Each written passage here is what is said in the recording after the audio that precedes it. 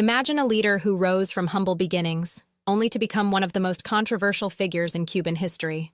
Fulgencio Batista, born Ruben Zaldivar, was a man of many faces, military officer, president, and dictator. Batista's journey began in 1933 with the revolt of the sergeants, overthrowing the provisional government.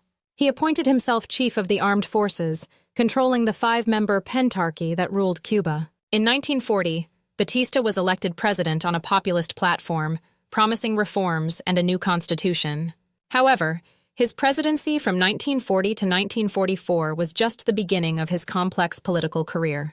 After a brief exile in Florida, Batista returned to Cuba in 1952, facing certain electoral defeat.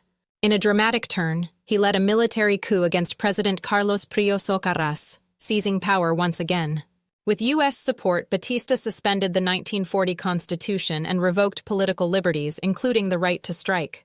He aligned with wealthy landowners and the American mafia, profiting from Cuba's commercial interests.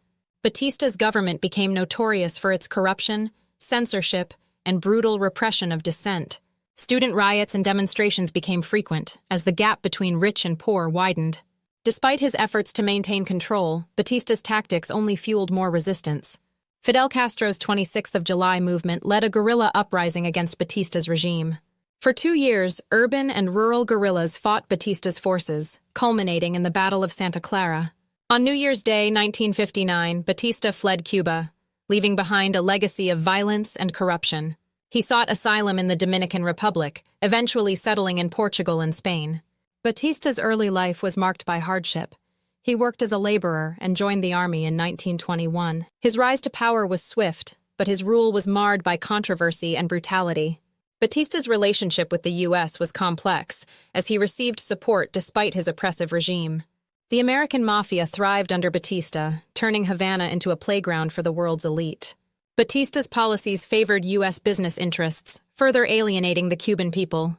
His regime's brutality included public executions and widespread torture, leading to thousands of deaths. The Cuban Revolution was a direct response to Batista's oppressive rule, with Castro emerging as a hero. Batista's fall from power was celebrated by many, but his legacy remains a topic of debate. He was married twice and had 9 children, but his personal life was as tumultuous as his political career. Batista's first wife, Elisa Godinez, supported him despite his numerous affairs.